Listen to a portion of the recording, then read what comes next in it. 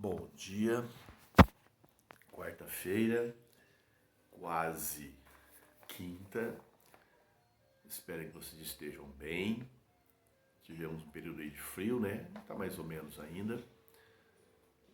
Não estou gravando na quarta, obviamente, né? Mas acredito que nessa quarta o tempo já melhorou. Melhorou não, esquentou, né? Frio também é bom. Nós vimos na aula passada o internacionalismo e o nacionalismo. Terminamos ali vendo a ação dos trabalhadores, né? A primeira internacional, as internacionais dos trabalhadores, os movimentos de luta pelo voto, social-democracia, anarquismo, socialismo e etc. Tá? Agora vamos para a aula 46. Aparece na página 340 um esquema e vai lá para a página 178, que é o texto. Tanto um quanto o outro estão tranquilos. O texto que está um pouco mais está maior do que os anteriores, tá bom?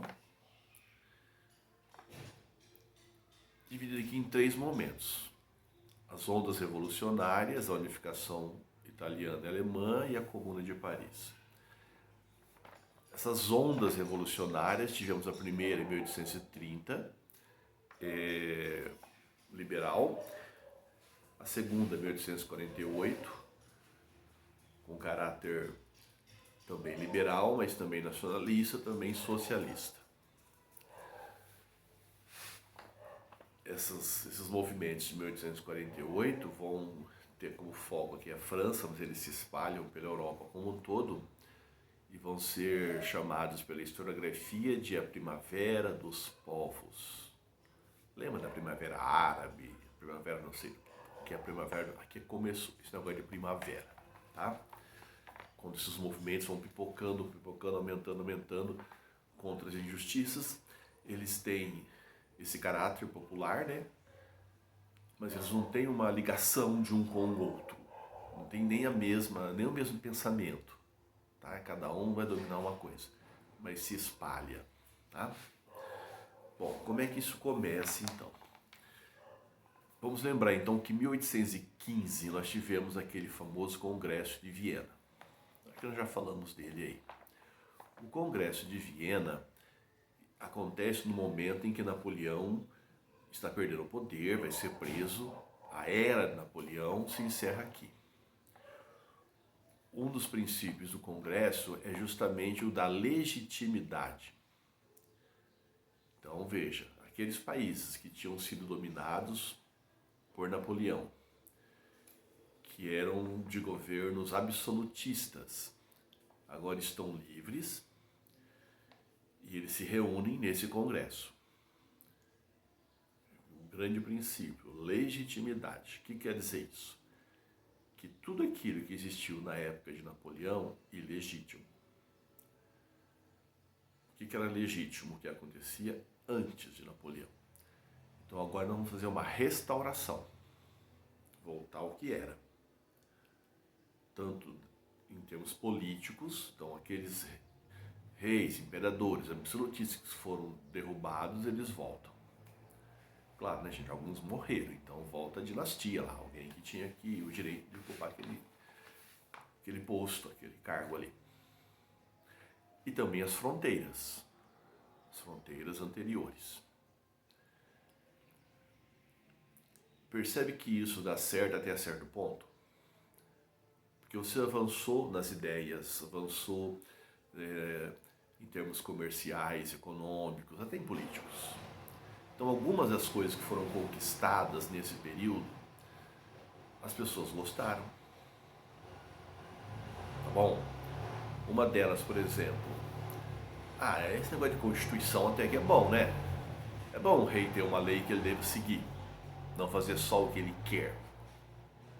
Então, esse negócio de Constituição pegou. Liberdade do comércio também parece-me que é uma boa.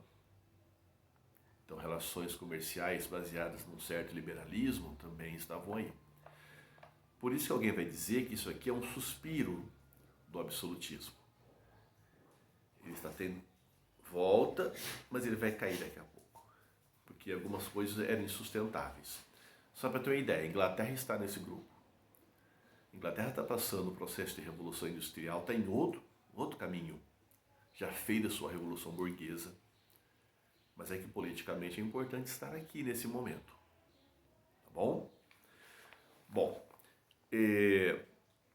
feito isso, então, nós teremos na França a volta da monarquia.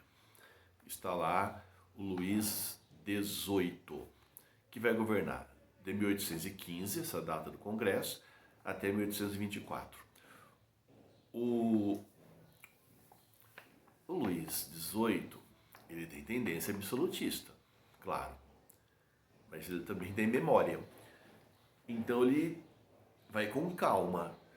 Ele sabe o que aconteceu na França, aqueles 10 anos de revolução. O rei perdeu literalmente a cabeça. Então, ele não vai investir no retorno imediato do absolutismo. Ele vai ser absolutista, é claro, mas ele vai, por exemplo, permitir uma constituição. Que vai dizer que ele pode fazer o que ele quer praticamente, vai ter uma constituição lá. Vai permitir também, veja, olha, vai permitir, né? Aquela ideia de que não é direito de alguém que concede, mas é um pouco do pensamento da época. Vai permitir, então, uma liberdade de expressão. Então, você vai poder falar o que você quer e veja se isso tem que ser dado por alguém. Ele governa. Depois dele vem Carlos X. Então, Carlos X já vem com tudo, tá? Então ele vai tentar retomar o absolutismo na forma mais plena. Ele governa de 1824 a 1830. Lembra que falamos que a primeira onda revolucionária foi de 1830? Então quer dizer então que esse retorno dele na direção do absolutismo acabou provocando uma reação que o derrubou. Então ele vai ter que enfrentar a oposição popular, não só popular, pense assim, povão, né? Mas popular também incluindo aqui os liberais, incluindo aqui a burguesia. Essa revolução, portanto, está lá, movimento liberal, caráter burguês. A burguesia vai retirá-lo e retoma o poder aí. Foi lá na Revolução Francesa, não foi uma revolução burguesa? Bom, então ela retoma e coloca, só que ela não vai proclamar uma república. Pode ser um rei, então desde que seja um rei que governe para a burguesia. Bom, eles tinham tolerado Napoleão, que virou imperador, mas defendendo os interesses burgueses. Então é a vez aqui de Luís Felipe. Luís Felipe é o rei burguês, chamado assim, tá? Rei burguês. Ele vai entrar então em 1830. O tempo vai passar e ele não vai cumprir muito das promessas que ele fez. Parte da burguesia fica descontente. E a população pobre? Super descontente. Porque já estava literalmente por aqui com esse processo. Então vai ter resistência e nós entramos num outro processo revolucionário. Mas esse descontentamento com o governo, né, que é uma questão política, ele não era suficiente para levar uma revolução e essas jornadas revolucionárias aqui de 1848. Houve também uma crise econômica, tá? A crise econômica, você sabe que determina muitas outras crises, não é isso? Destaque dessa crise econômica foi a crise de abastecimento de alimentos. Então houve uma crise na produção de trigo e principalmente uma crise na produção de batatas, que era a base do alimento naquela época. Uma praga, né? Uma praga na produção de batatas, diminuiu, aí não abastecia. Então se prejudicava o campo. Imagina aqueles da cidade que tinha que esperar chegar esse alimento.